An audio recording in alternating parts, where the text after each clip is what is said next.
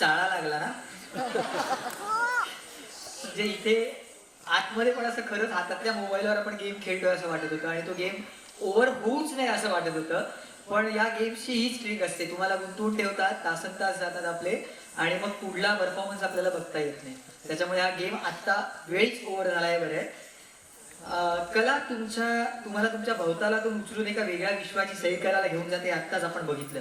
आणि त्यात हे सादरीकरणाचं नीटनेटकं आणि तालबद्ध असेल तर रसिकांना खिळवून ठेवतं, हे सुद्धा आता आपण पाहिलं. पुन्हा एकदा या सगळ्या कलाकारांसाठी आणि त्यांच्या गुरु शीतल कपोले यांच्यासाठी जोरदार. आता हीच कला आपल्याला कल्याण मधल्या अत्रे रंगमंदिरातून उचलून थेट श्रीलंकेत घेऊन जाणार. पण आत्ताची श्रीलंका नाही, रावणाच्या लंकेत. आता आपण बघणार आहोत ती एक गोष्ट आहे. ही गोष्ट आहे दोन महिलांची. पण या दोन महिला कोणी साध्या सुध्या महिला नाही आहेत. दोघींच्या भाडी वेगळेच भोग आहेत. एकीचा पती आहे मर्यादा पुरुषोत्तम प्रभू रामचंद्र आणि दुसरीचा पती आहे लंकाधिपती दशानंद रावण. कथा सांगणाऱ्या या नृत्य प्रकारात माफ करा कथा सांगणाऱ्या या नृत्य प्रकारातून आता आपल्यासमोर सीतामाई आणि मंदोदरी यांच्या मनातील भावनांचं द्वंद्व उलगडणार आहे. वानर सेनेसह प्रभू रामचंद्र रावणाशी लढायला उभा टाकलेला आहे. रावणही युद्धाला निघाला. सीतेला माहिती आहे की रामाची बाजू सत्याची आहे, पण रावण महापराक्रमी आहे. त्याच्यावर साक्षात शंकराची कृपा होती हे सुद्धा विसरून चालणार नाही. त्यामुळे रामाच्या ख्याली खुशालीबद्दल तिच्याही मनात ध्यासती आहे. तर दुसऱ्या बाजूला मंदोदरीला रावणाची बाजू अन्यायी असल्याची खात्री आहे. ती परोपरीने रावणाला युद्धाच्या विचारापासून परावृत्त करण्याचा प्रयत्न करते. पण अखेर अहंकारापुढे शहाणपण तोकडं पडतं. राम रावणाच्या या युद्धात सीता आणि मंदोदरी यांचा आंतरद्वंद्व सुरूच आहे. पाहूया.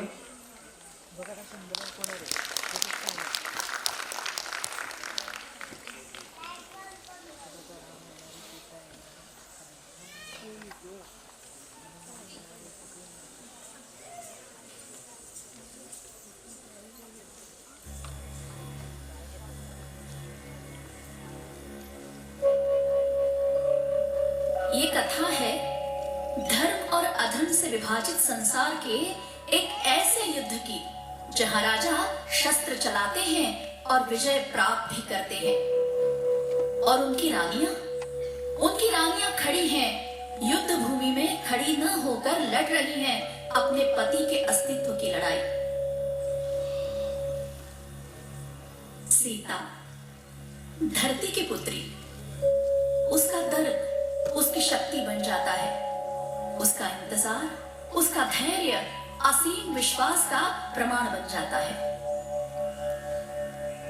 मंदोदरी बुद्धिमान फिर भी अनसुनी. वह तूफान आने से पहले ही उसे देख लेती है, लेकिन उसका रुख नहीं बदल सकती.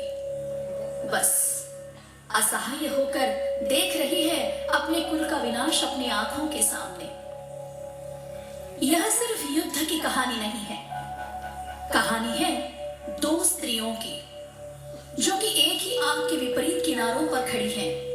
आज हम उनके मौन की आवाज सुनेंगे, उनकी स्थितप्रज्ञता की गति को महसूस करेंगे, जो न केवल उनकी परिस्थितियों को बल्कि उनकी आंतरिक शक्ति को भी उजागर करेगा. प्रस्तुत है अंतर्द्वंद्व.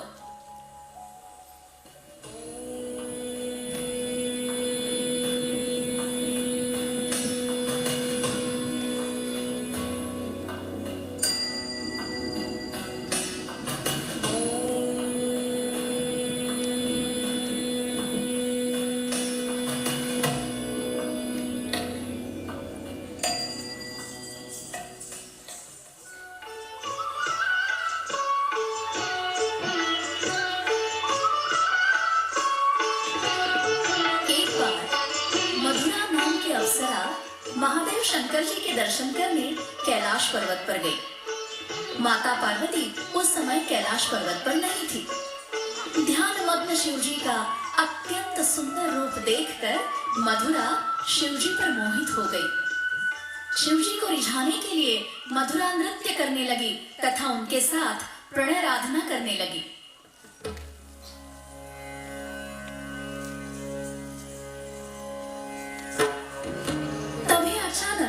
वहां माता पार्वती आई, मधुरा के अंग पर लगी शिवजी के अंग की राख देखकर माता पार्वती क्रोधित हो उठी। उन्होंने मधुरा को श्राप दे दिया कि वह 12 साल तक मेंढक बनकर मृत्युलोक में पड़ी रहेगी तथा 12 साल के बाद उसकी इस श्राप से मुक्तता होगी।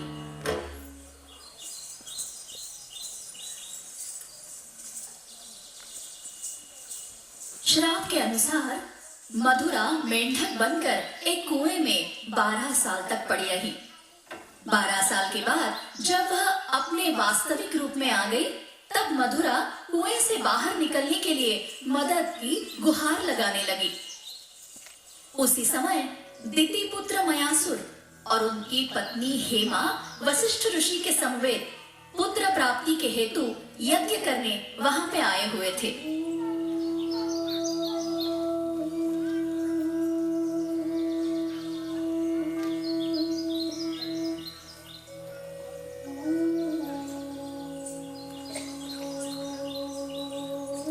मधुरा की आवाज सुनकर मयासुर ने मधुरा को कुएं से बाहर निकाला।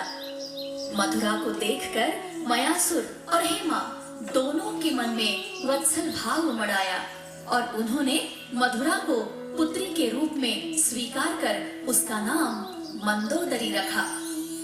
मंदोदरी अत्यंत सुंदर, बुद्धिमान, विनयशील और कला गुणों से संपन्न थी। आगे जाकर उसकी शादी लंकापति रावण के साथ हो गई। लक्ष्मण द्वारा दंडित शूर्पणखा लंकापति रावण के समक्ष जाकर विलाप करने लगी। श्री राम और लक्ष्मण दोनों लंका के शत्रु हैं, अतः रावण उनका संहार करे और सीता का हरण कर उसे विवाह करे। इसके लिए शूर्पणखा ने रावण को बहुत उकसाया। शूर्पणखा की बातों में आकर रावण ने अपने मामा मारीच के साथ मिलकर सीता के हरण की कुटिल योजना बनाई।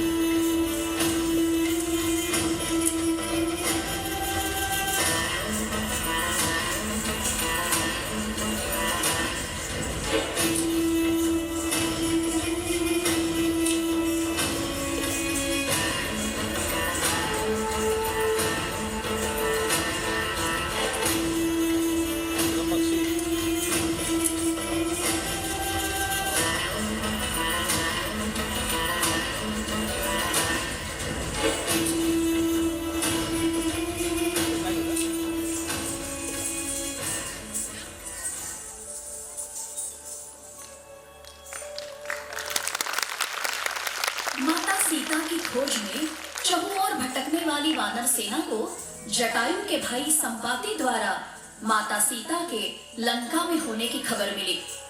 विशाल समुद्र को लांघकर माता सीता को प्रभु श्री राम का संदेश देने के लिए महाबली हनुमान लंका जा पहुंचे। अशोक वाटिका में माता सीता से मिलकर उन्होंने प्रभु श्री राम का संदेश उन्हें दिया तथा प्रभु श्री राम की अंगूठी उन्हें दे दी। महाबली हनुमान ने माता सीता को आश्वस्त किया कि प्रभु श्री राम जल्द ही उन्हें मुक्त करने लंका आएंगे।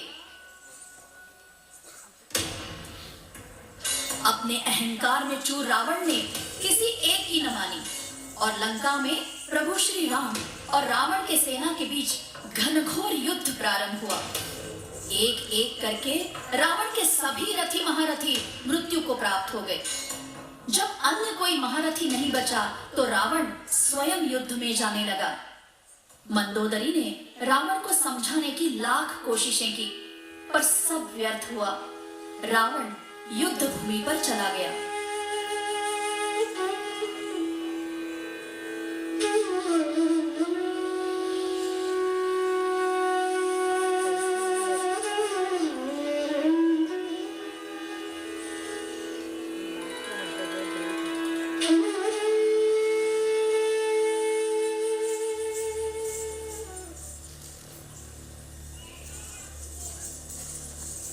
प्रभु श्री राम और रावण का घनघोर युद्ध आरंभ हुआ। अशोक वाटिका में सीता तथा लंका के राजमहल में मंदोदरी दोनों को युद्ध के समाचार प्राप्त हो रहे थे। अपने पति के विजय के लिए दोनों प्रार्थना कर रही थी। अपना सतीत्व पति भक्ति से दोनों अपने पतियों की लंबी आयु की कामना कर रही थी।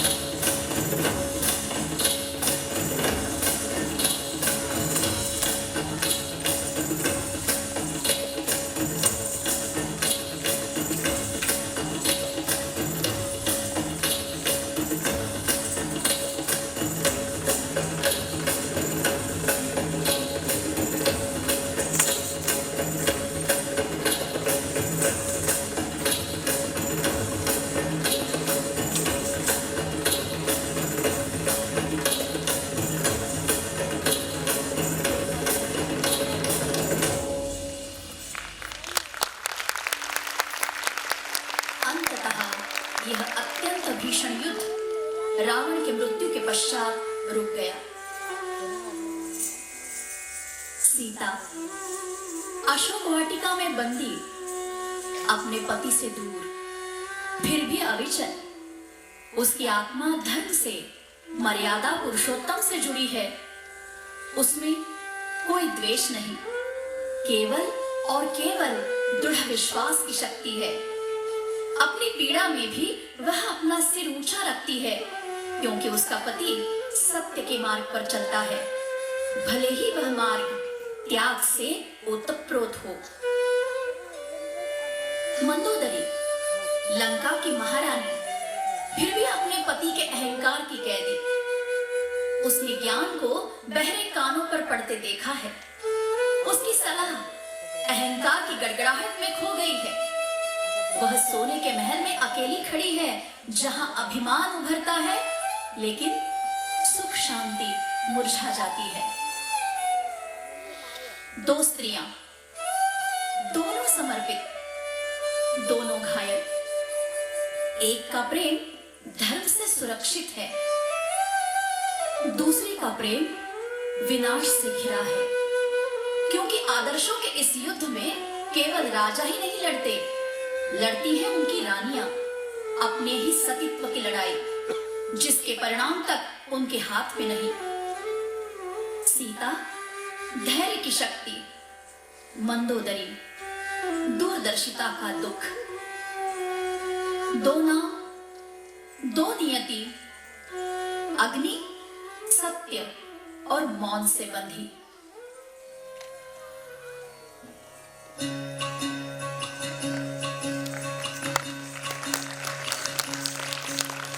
राम राम जय राजा राम, राम राम जय सीता राम, राम राम जय राजा राम, राम राम जय सीता राम।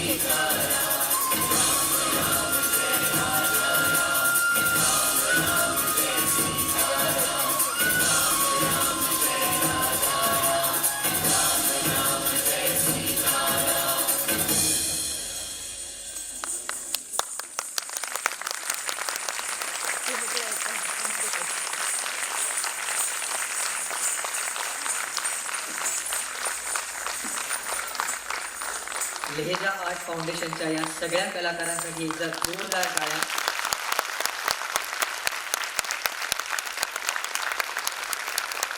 कार्यक्रम संपलेला नाहीये. आपण एक 10 मिनिटांचा मध्यंतर घेणार आहोत आणि मध्यंतरानंतर आपला कार्यक्रम पुन्हा सुरू राहणार आहे.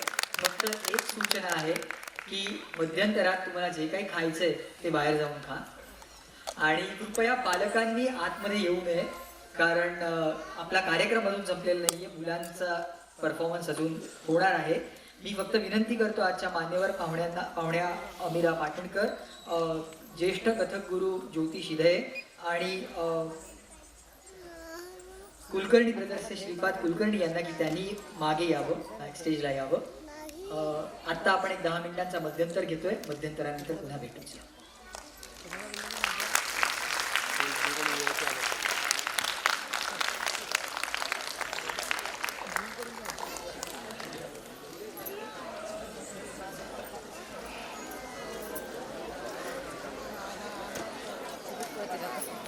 लागला